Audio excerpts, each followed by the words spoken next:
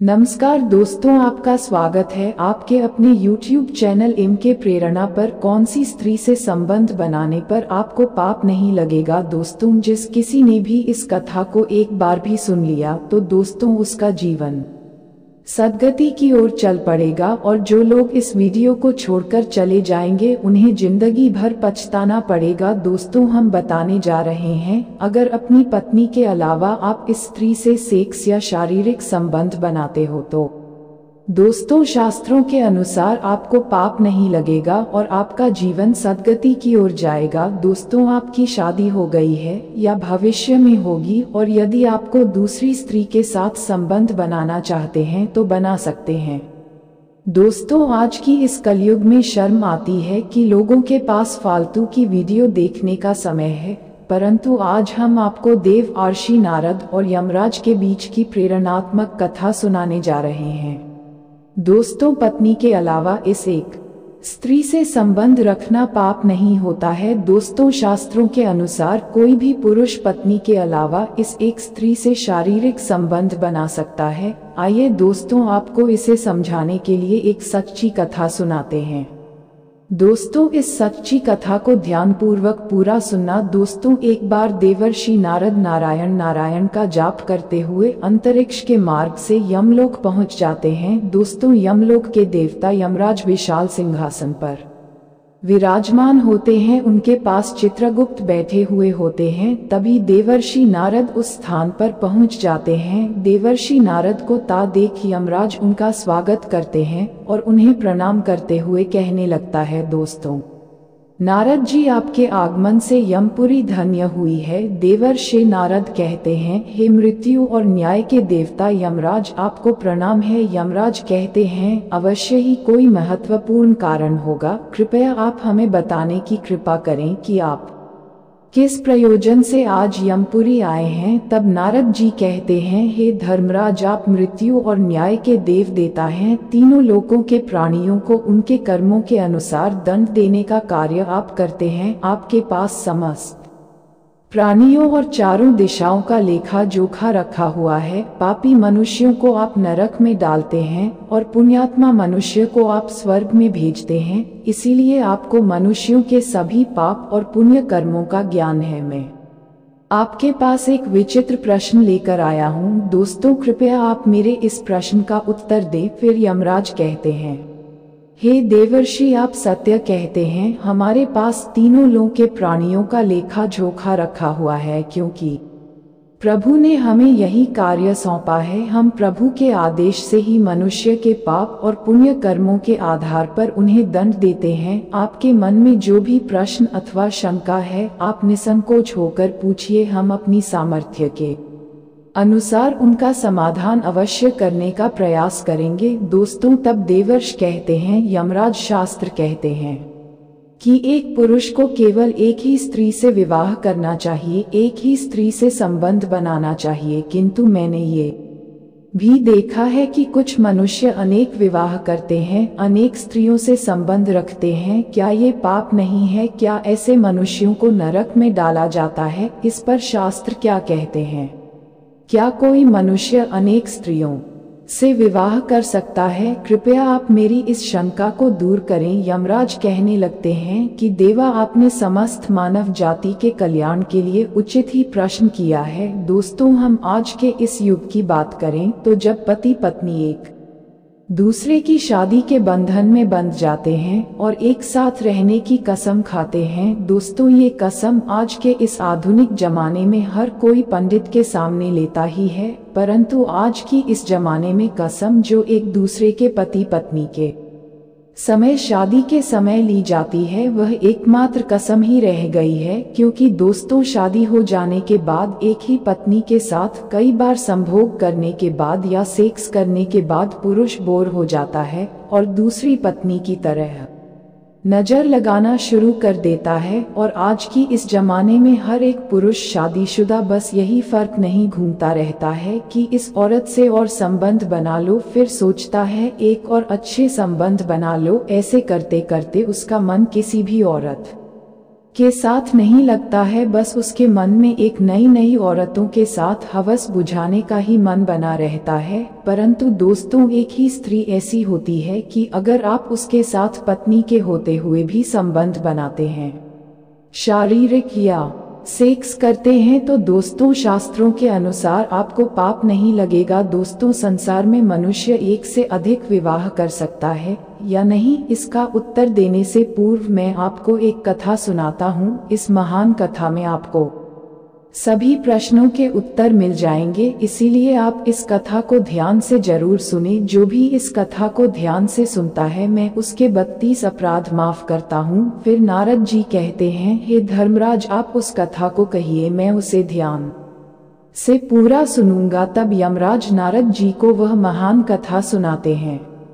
प्राचीन काल की बात है, मध्य देश में एक अत्यंत शोभायमान नगरी थी। उस नगरी के एक अत्यंत गुणवान, बलवान और रूपवान राजा थे, जिनका नाम था धर्मपाल।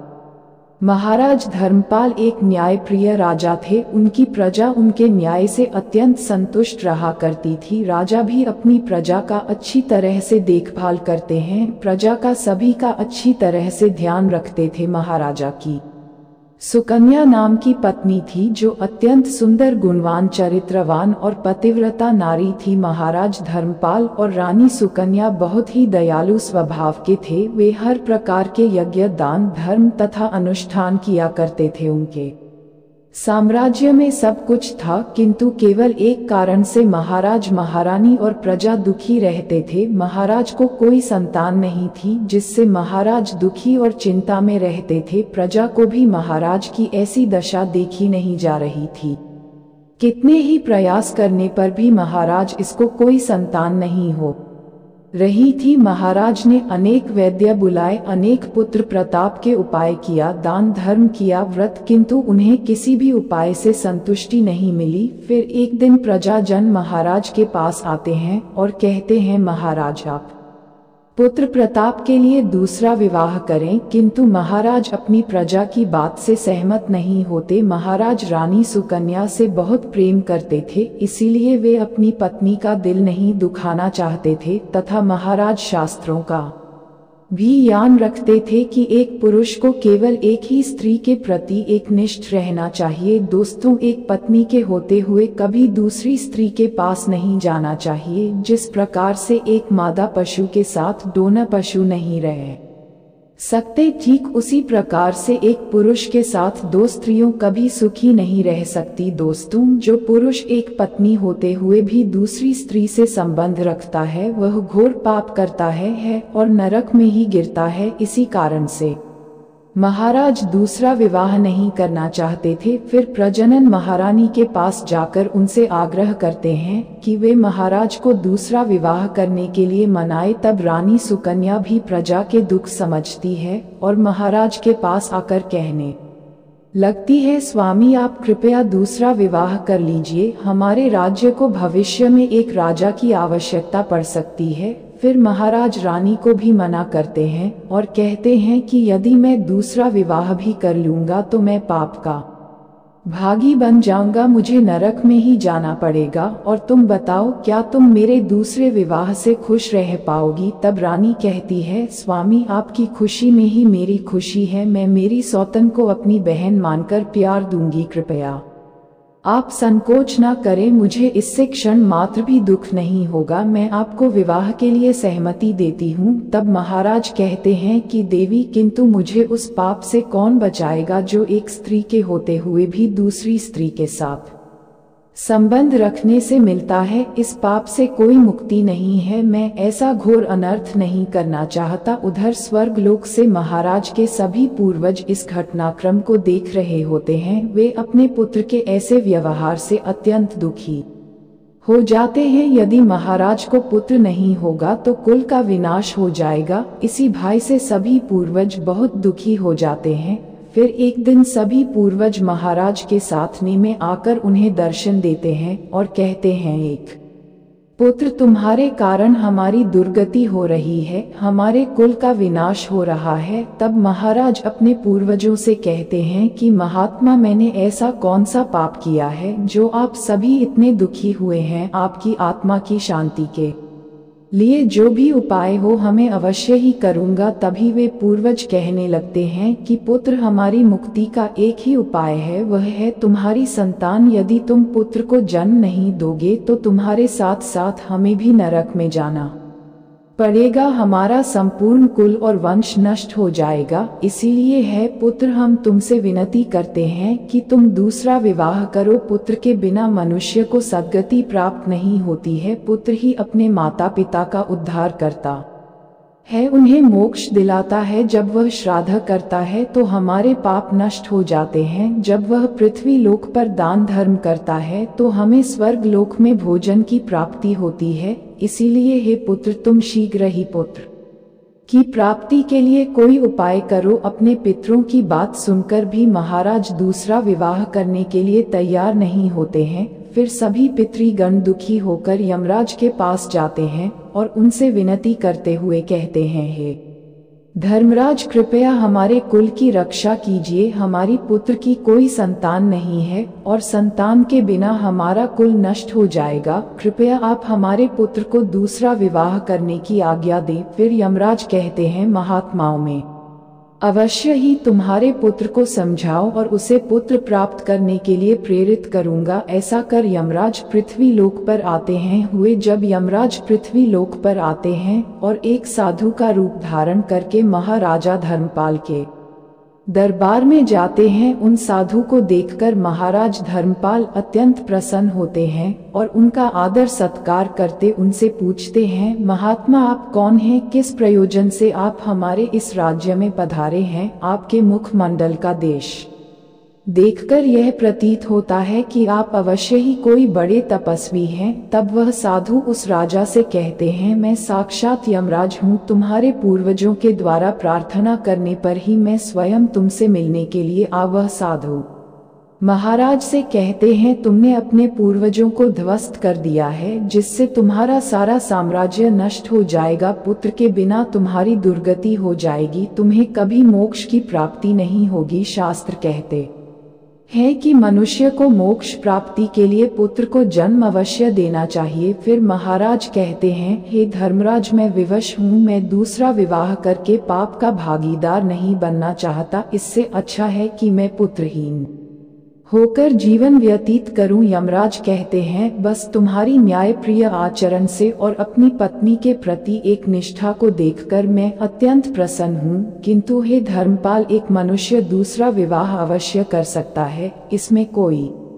पाप नहीं है। यदि किसी पुरुष की पत्नी उसके दूसरे विवाह के लिए सहमति दे दी है तो वह पुरुष दूसरा विवाह निश्चित ही कर सकता है, इसमें कोई पाप नहीं है। दोस्तों, शास्त्र कहते हैं कि यदि एक पत्नी से पुत्र की प्राप्ति नहीं होती है और उसकी पत्नी उसे दूसरा विवाह करने की अनुमति देती है तो उसे दूसरा विवाह करने में संकोच नहीं करना चाहिए। साक्षात यमराज के द्वारा ऐसे वचन सुनकर महाराज अति प्रसन्न हो जाते हैं और यमराज को धन्यवाद देते हैं। फिर यमराज उस स्थान से अंतर्ध्यान हो जाते हैं। महाराज धर्मपाल अपनी पत्नी सुकन्या के पास जाते हैं और उससे दूसरा विवाह करने की अनुमति मांगते हैं, तो महारानी सुकन्या उन्हें दूसरा विवाह करने की अनुमति दे देती है। तब महाराज दूसरी स्त्री से विवाह कर लेते हैं, जिससे उन्हें सुंदर पुत्र रत्न की प्रताप होती है और उधर स्वर्ग लोक में सभी पूर्वज भी आना विदित हो जाते हैं। दोस्तों, शास्त्रों पुराणों में बताया गया है कि